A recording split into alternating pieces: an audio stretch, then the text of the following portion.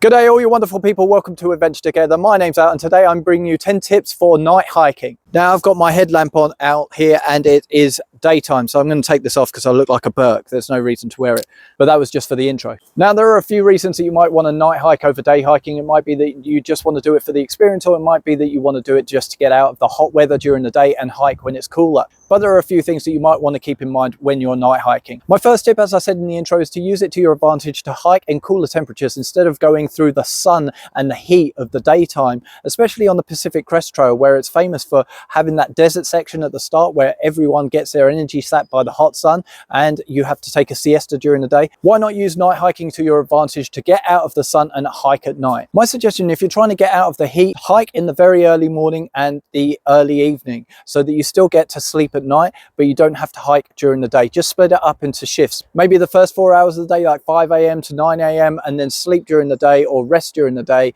in the shade, and then go out from 5 a.m. till 9 p.m. My second do and don't of night hiking is do keep your volume down. Don't make a ton of noise, because it's really annoying when you're in camp and you're woken up by people passing down the path. They may not see you because they're walking down the path and it's super dark, and they don't look over there where you're camped a couple of meters off trail or something, and they're just having a full-on chat. So make sure you're not one of those people that's waking people up at 1 a.m.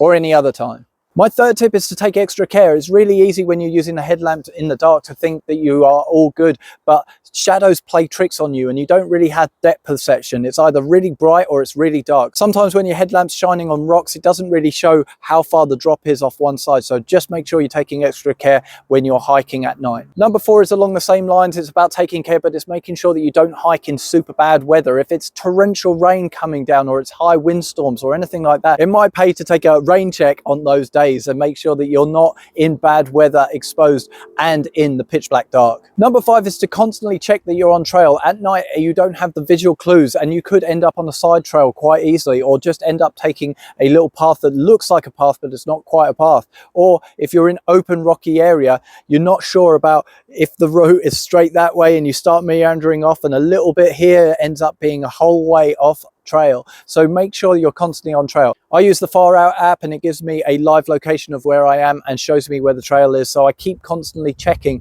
that I'm on trail at night. Tip number 6 is to make sure that you've charged your headlamp. You don't want to get 3 or 4 hours in the dark in the middle of nowhere, not have anywhere to camp, and suddenly your light goes dim and you can't see the trail and you can't see where you're going. It's no fun trying to use your phone and sapping your phone battery trying to find your way on the path. So make sure that you've charged this before you get out there. My 7th tip is to consider hiking in a group. If you've got a family to go with you, that's great, but if you are a solitary hiker, it might pay to team up with somebody else. It's great to have somebody else looking out for you, especially when it's extra dangerous at night. If you slip on a rock or you need help going down a particularly steep section that you can't see the bottom of, then it's really great to have somebody else around you that can help you and also light your way. Number 8 is don't underestimate the cold. Yeah, it was hot during the day, but it may not be the same at night. It may be really cold, so don't underestimate how cold it can get at night.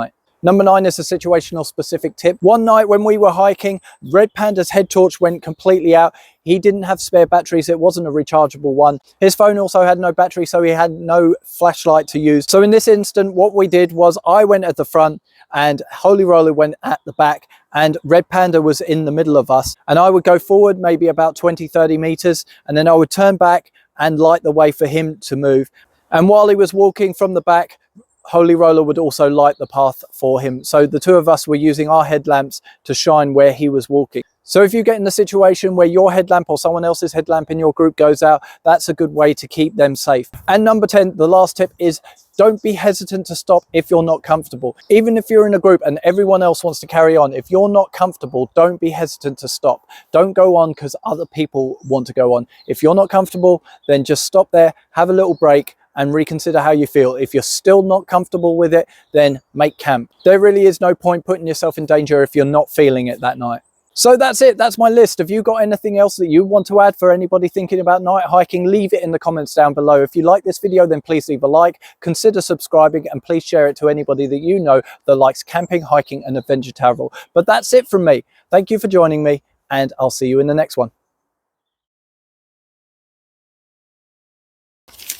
Where's my tips? Oh, here we go. Got a script.